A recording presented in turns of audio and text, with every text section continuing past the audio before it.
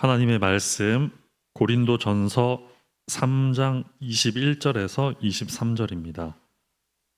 고린도전서 3장 21에서 23절입니다. 신약성경 266쪽 정도에 있습니다.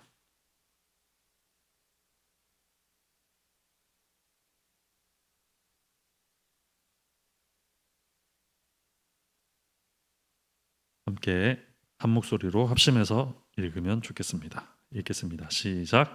그런즉 누구든지 사람을 자랑하지 말라. 만물이 다 너희 것임이라. 바울이나 아볼로나 게바나 세게나 생명이나 사망이나 지금 것이나 장래 것이나 다 너희의 것이요 너희는 그리스도의 것이요 그리스도는 하나님의 것이니라. 고린도전서 3장을 마무리하면서 1, 2, 3장의 결론을 바울이 말씀을 하고 있습니다. 교회가 교회다움을 나타내기 위해서 어떻게 해야 될 것인가 정리를 하면서 결론을 말씀합니다. 오늘 두 가지를 요약을 하자면, 오늘 살펴볼 내용을 두 가지로 요약하면, 첫 번째는 하지 말아야 할 것이 있다. 교회다움을 나타내기 위해 경계해야 될, 하지 말아야 될 것이 있다. 이것이 첫 번째 내용이고, 두 번째 내용은 알아야 할 내용이 있다는 것입니다. 성도로서 인식해야 할 것이 있다라는 사실을, 오늘 두 가지를 선포하려고 합니다. 그렇다면 우리는 첫 번째로 뭘 하지 말아야 할 것인가, 둘째로 무엇을 인식해야 할 것인가를 살펴보도록 하겠습니다. 첫 번째로 하지 말아야 할 것은 이 세상의 지혜와 관련이 있다. 우리가 앞서서 계속 살펴봤던 내용입니다. 당시 바울이 살던 당시 이 높임을 받았던 변론가들이 있습니다. 철학자들이 있고 웅변가들이 있었습니다. 그때 당시에 그 높은 가치를 부여받았던 사람들이죠. 수사학과 같은 지혜, 이걸 이제 헬라어로 말하면 소피아, 이 소피아를 선망의 대상으로 사람들이 여기는 당시에 이 문화적인 분위기가 있었습니다. 하지만 바울이 얘기하는 것은 그런 것들로 눈을 돌리지 마라, 이런 것을 말했었습니다. 그런 기준에 눈을 돌리지 말고 눈에 보이지 않는 것, 정말 우리 사람의 눈으로는 확인할 수조차 없는 것, 무엇입니까? 성령의 일들입니다. 성령의 일들. 성령의 일들을 알라고 바울이 말씀했습니다. 진리로 역사하시는 성령의 역사와 나타나심을 알라고 말씀했습니다. 또한 오직 예수 그리스도께서 십자가에 못 박히신 것을 알라, 이렇게 말씀했죠. 우리가 이 음성에 귀를 기울일 필요가 있습니다. 이 말씀들을 이제 쭉 한 후에 오늘 말씀으로 이제 넘어왔습니다. 결론 부분입니다. 이때까지 그 고린도 교회의 문제를 지적하면서 했던 말씀의 결론. 그런즉 누구든지 사람을 자랑하지 말라. 지난 시간에 나누었던 내용인데 좀 보충해서 말씀하고 또 뒤로 넘어가서 마무리하도록 하겠습니다. 결국에는 누구든지 사람을 자랑하지 말라, 이렇게 말씀했습니다. 결국 이런 문화적인 분위기, 고린도의 문화적인 분위기, 이런 세상의 지혜를 허용하고 교회 안에 수용하고 용인하면서 심지어 그런 기준과 방식을 은근히 추구하는 이런 분위기를 허용하고 용납하면서 한다면 부작용을 낳을 수밖에 없게 될 것이다고 말을 하는 것인데, 이제 그 부작용 중에 하나는 결국에는 사람을 자랑하게 된다는 것을 바울이 말씀하고 있습니다. 그러니 사람에게 초점을 맞추지 말고 사람을 자랑하지 말라, 이렇게 말씀하는 것이죠. 두 가지 오늘 추가적으로 같이 좀 생각해 보고자 하는 것은, 사람을 자랑한다는 것이 무슨 뜻일까에 관한 내용입니다. 다시 두 가지로 제가 좀 생각을 해봤습니다. 정리를 해봤습니다. 사람을 자랑한다는 것이 무슨 의미일까? 우리가 어떻게 이것을 좀 적용할 수 있을까? 두 가지를 생각을 해봤습니다. 첫 번째는 칭송한다는 말이 있겠죠. 그 문자 그대로, 말 그대로 사람을 자랑한다, 사람을 높인다, 칭송한다는 의미가 있을 것 같고, 두 번째는 이제 과시한다는 말을 우리가 생각할 수 있겠습니다. 첫 번째로 사람을 자랑한다. 말 그대로 사람을 칭송한다는 의미입니다. 고린도 교회가 바로 이 약점에 빠졌습니다. 세상의 지혜를 허용하고 수용하고 교회 안에서 그런 판단 기준과 그런 철학과 그런 경영 방식과 그런 방법론적인 것들을 허용하면서 나타나는 증상은 사람을 칭송하게 됐다는 것입니다. 바울을 칭송하고 아볼로를 칭송하고 게바를 칭송하게 되었다 하는 사실이 나타났습니다. 부작용으로. 사람을 자랑하지 말라는 말은 칭송하지 말라는 말인데 이걸 우리가 좀 오해해서 받아들일 수 있습니다. 이 말은 사람을 무시하라는 말이 아닙니다.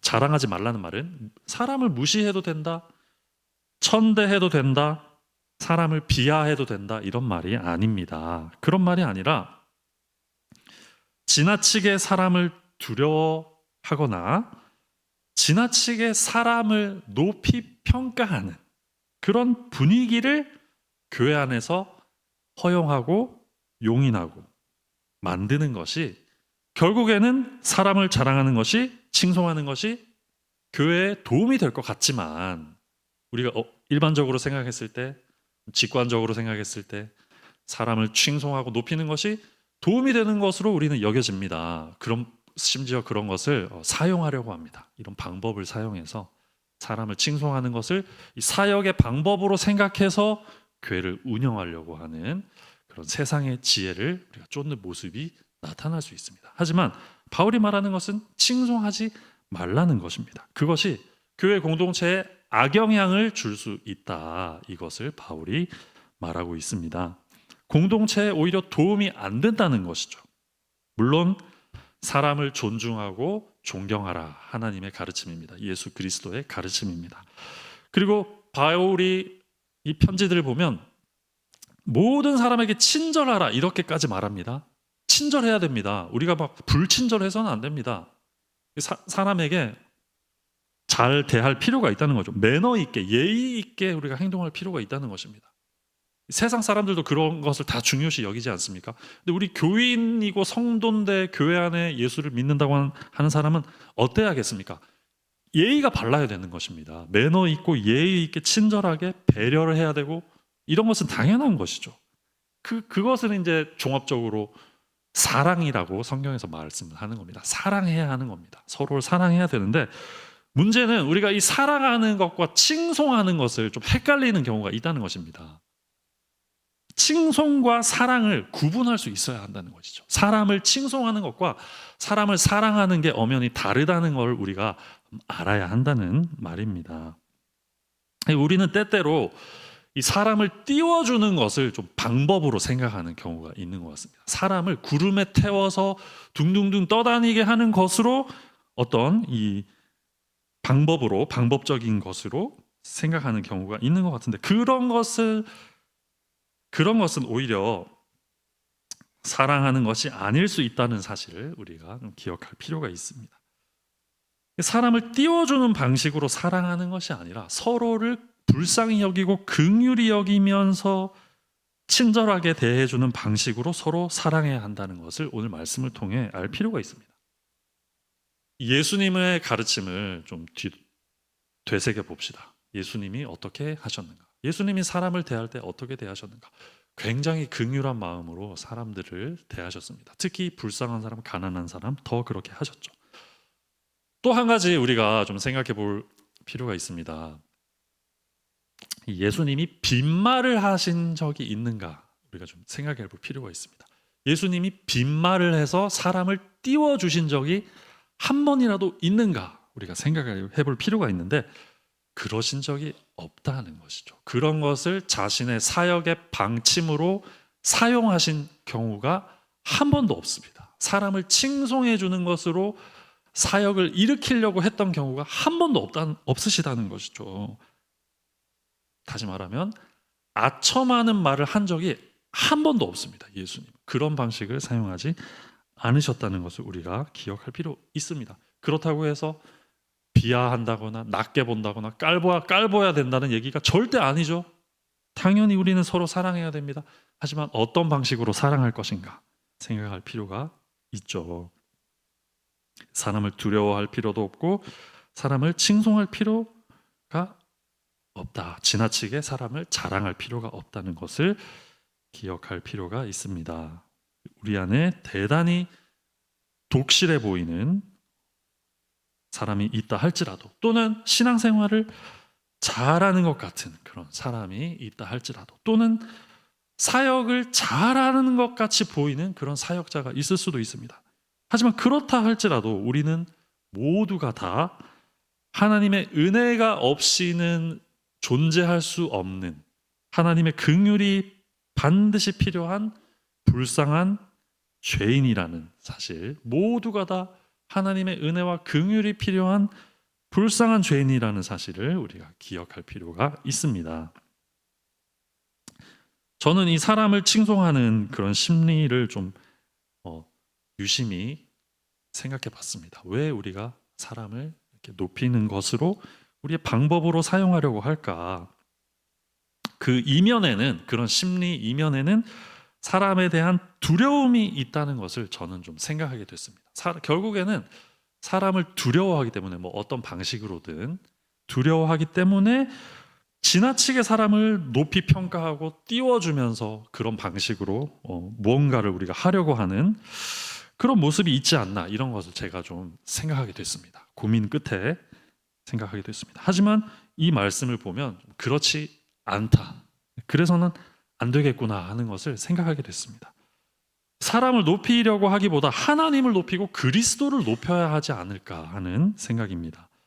사람을 자랑하지 않는 분위기가 안 될 것 같지만, 이러면 안 될 것 같지만, 결국에는 우리의 이런 사람을 자랑하지 않는 이 공동체의 모습이 우리 공동체를 우리의 죄된 본성으로부터, 또 교만하려는 본성으로부터 우리를 지켜줄 것입니다. 이것이 바로 참된 사랑이고 결국에는 교회 공동체를 위한 일이라는 사실을 우리가 반드시 기억해야 할 것입니다. 두 번째로 사람을 자랑하지 말라는 말을 생각해 봤는데, 첫 번째는 칭송하지 말라는 뜻이고, 둘째는 이 과시하지 말라라는 의미가 있습니다. 사람을 자랑하지 말라, 무슨 말입니까? 과시하지 말라는 말입니다. 육신을 과시하지 말라, 사람을 과시하지 말라라는 의미가 있습니다. 오늘 이 우리가 살아가는 세상, 이 21세기 최첨단 시대를 살아가고 있는데, 과시를 부추기는 그런 문화가 아주 팽배하게 자리 잡고 있는 그런 세상이 아닌가, 이런 생각을 합니다. 대표적인 문화가 이제 이 뭔가를 보여주는 그런 문화가 우리 안에 있습니다. 찍어서 올리는, 대표적으로 우리가 그런 것을 많이 하죠. 물론 이제 함께 이 좋은 순간을 또는 좋은 장면을 공유하는 것은 굉장히 좋은 일이죠. 좋은 것을 우리가 이렇게 함께 보고 함께 기뻐하는 것은 아주 우리가 또 유대 관계에 있어서도, 또 공동체에 있어서도 중요한 일입니다. 아주 도움이 되는 일입니다. 그런데 이제 이것을 우리가 과시한다는 것을 좀 우리가 생각을 해볼 필요가 있습니다. 공유한다는 것과 과시하는 것은 다른 것이죠. 그래서 우리가 뭔가를 찍어서 올리는 이런 문화가 있는데, 이런 것을 우리가 좀 생각을 해볼 필요가 있습니다. 과시가 있지 않은지 돌아볼 필요가 있는 것이죠. 우리는 이 고급스러운 것이 있으면 찍어서 올리는 그런 문화가 있습니다. 어떤 브랜드를 사용하는, 그런 브랜드를 노출시켜서 찍어서 올리는 그런 경우도 있습니다. 또는 이 좋은 학교에 관련된 것이 있으면 또 그런 학교의 어떤 그런 것이 드러나는 그런 경우도 있습니다. 심지어 이런 경우도 있습니다. 대형 교회 다니는 그 자체를 과시하는 경우도 있습니다. 이런 경우도 있습니다. 나는 뭐 어디 교회 교인이다, 어느 교회에 출석하는 교인이다, 이런 것으로 과시하려고 하는, 어떻게 보면 좀 어처구니 없는 그런 경우도 본 적이 있습니다. 뿐만 아니라 오늘 또 대세 중에 하나는 과시하는 문화의 대세 중에 하나는 젊음을 과시하는 그런 문화가 또 요즘에 있더라고요. 이게 무슨 말이냐면 어려 보이는 것을, 본래 나이보다 어려 보이는 것을 과시하는 문화가, 이거는 생각보다 우리 안에 크게 지금 자리 잡고 있는 그런 문화입니다. 이런 문화가 생각보다 크게 우리에게 나타나고 있습니다. 그런 것이 대세인 것이 우리의 현실입니다. 물론 이제 외모를 가꾸고 이런 것은 필요한 일이지만, 제가 앞에서도 말씀드렸지만 공유하고 외모를 가꾸고 나쁜 일은 아니지만, 이것을 과시하는 것은 또 다른 차원의 문제죠. 우리가 이런 문화에 휩쓸려 가고 있는 것이 아닌지, 이것을 우리가 반드시 돌아봐야 됩니다. 자랑하고 과시하는 것을 조심해야 한다는 것이죠. 이런 걸 좀 우리가 생각해 보면, 이 고급스러운 걸 과시한다, 또는 학력을 과시한다, 또는 부를 과시하고, 또는 젊음을 과시한다, 이런 문화적인 현상은 반대로 우리 사람들의 영혼이, 이 사람들의 정신이, 우리 이 대중의 정신, 이 시대의 흐름의 정신이 얼마나 빈약하고 빈곤한가 하는 것을 반대로 나타나는 그런 현상 중에 하나라는 것을 우리가 알 필요가 있습니다. 이런 것들을 과시한다는 것, 브랜드를 과시하고 부를 과시하고 젊음을 과시하고, 이런 것을 찍어서 올리면서 과시한다는 것 자체가 우리가 가진 것이 얼마나 빈곤하고 빈약하며 정말 빈약한가를 대변하는 현상이라는 것입니다. 우리 안에 정말 아무것도 없기 때문에, 가진 것이 아무것도 없기 때문에 내 영혼 안에 발견할 수 있는 부요함과 풍성함이 전혀 없기 때문에 우리가 이런 외적인 것을 과시하려는 이런 마음이 생겨난다는 것입니다. 정말 내 안에 가진 것이 아무것도 없기 때문에, 빈곤하기 때문에, 내가 내 스스로를 정의하고 나타낼 수 있는 것들이 그러한 것들밖에 없다는 것입니다. 뭐 찍어서 올리고 내 젊음을 과시하고 부를 과시하고 학력을 나타내고 뭐 고급스러운 것을 나타내고, 이런 것으로밖에 우리 자신을 정의할 수밖에 없는 그런 빈약하고 불쌍하고 딱한 처지에 있는 우리의 이 정신의 세계, 영혼의 세계가 이 시대에 팽배하다는 것입니다. 가진 게 없다는 것입니다. 채워진 게 없는 존재라는 것입니다. 그걸 대변하고 있다는 겁니다. 이 세상의 문화의 흐름이 그렇다는 것이죠. 심지어 믿는다고 하는 사람조차 이런 문화에 편승해 있는 이런 모습이 우리에게 나타납니다. 심지어 예수를 믿는다고 하는 사람조차 자신 안에 있는 부요한 것이 내 영혼이 지금 무엇으로 채워져 있는가? 다시 말하면 예수를 믿는다는 것, 예수님을 믿고 하나님의 자녀가 됐다는 이 사실이 가지는 부요함과 참된 복과 풍성한 것들이 무엇인지조차 모르기 때문에, 예수를 믿는다고 하면서도 이 세상에 나타내는 사람들이 나타내는 모습과 똑같은 모습을 나타내는 경우가 있다는 것이죠. 우리는 그러므로 알아야 합니다. 무엇을 알아야 하는가? 복음 안에 있는 참된 부요함이 과연 무엇인가?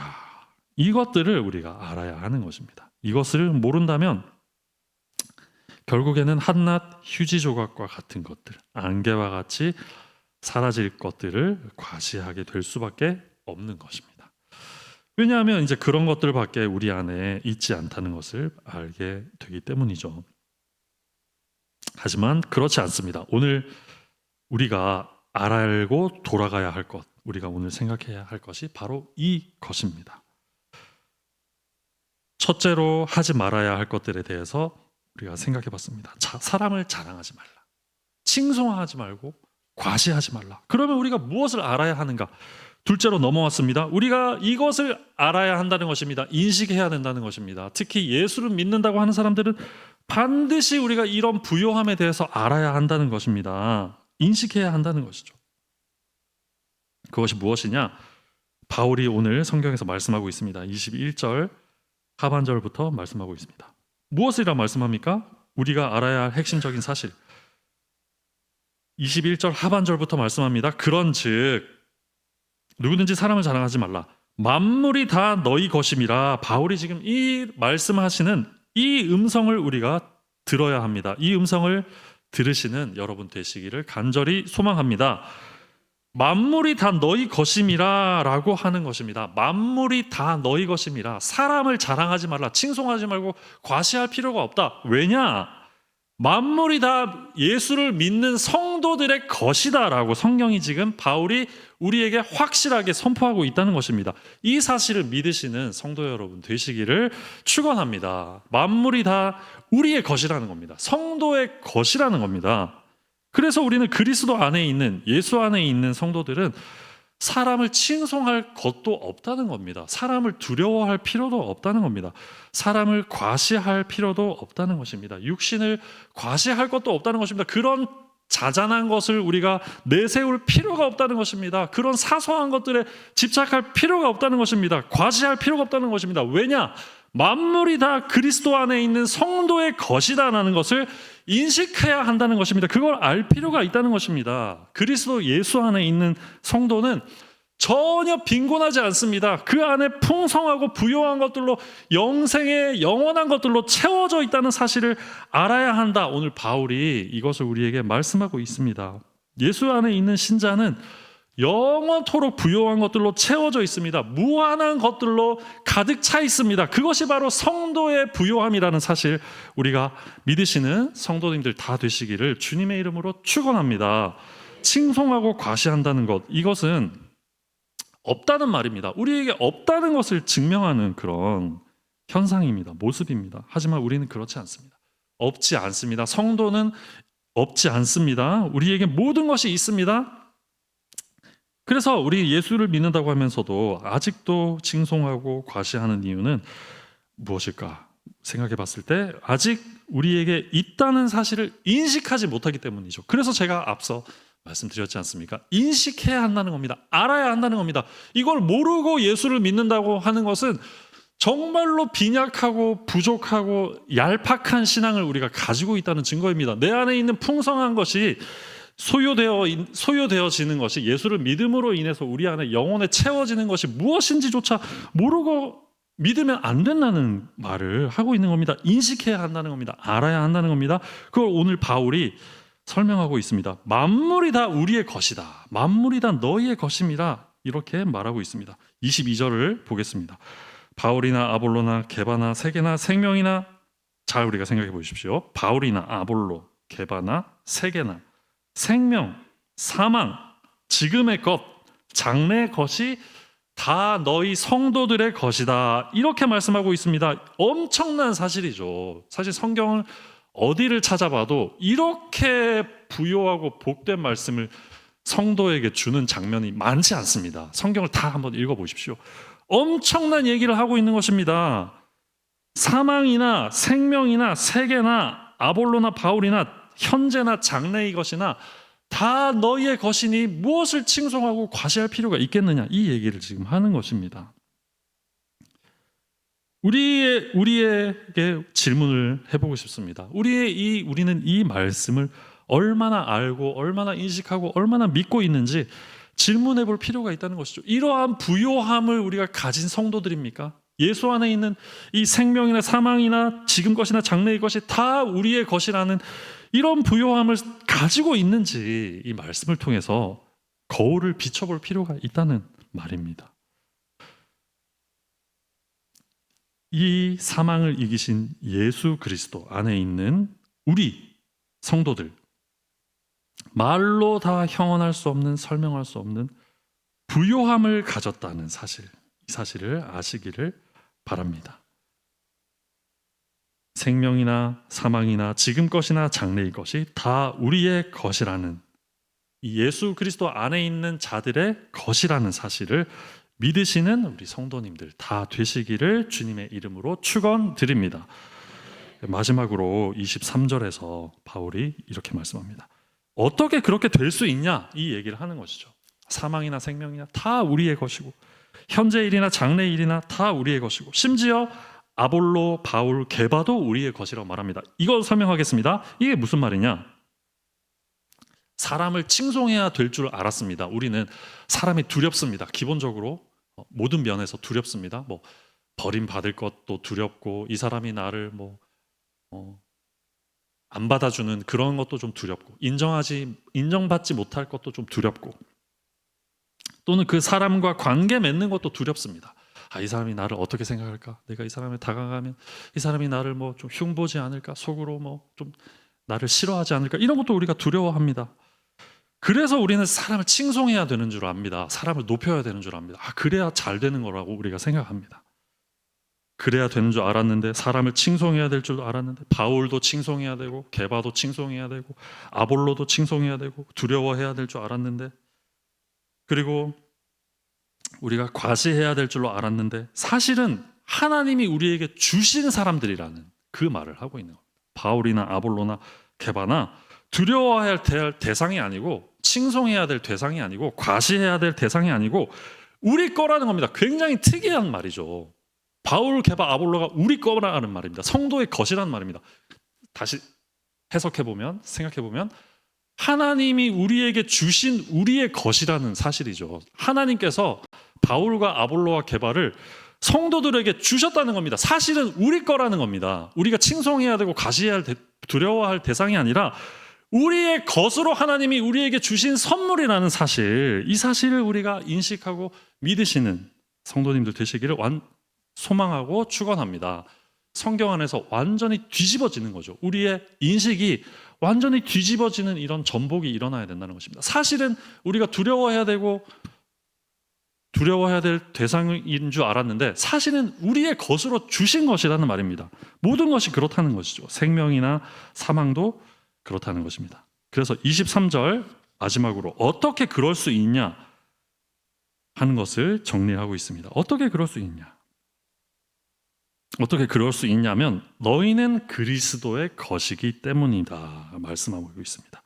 우리가 예수를 믿고 거듭남으로, 회심함으로, 영생을 얻음으로 그리스도의 것이 되었다고 성경이 말하고 있죠. 그리스도의 것이 되었으므로 그리스도의 것이 우리의 것이 된다 말씀하고, 또 이어서 그러면 그리스도는 누구의 것인가? 성자 예수님은 누구의 것인가? 성자 예수님, 삼위일체 안에서 하나님의 것이라고 말씀하고 있습니다. 결국에는 모든 만물의 소유권이 어디에 있습니까? 하나님께 있습니다. 영생도 하나님께 있고, 사망도 하나님께 있습니다. 생명도 하나님께 있습니다. 게바도 하나님 것입니다. 아볼로도 하나님 것입니다. 바울도 하나님 것입니다. 예수님도 하나님 것입니다. 만물이 하나님 것입니다. 하나님은 예수님은 하나님 것입니다. 그 예수님의 것은 바로 우리입니다. 그러므로 모든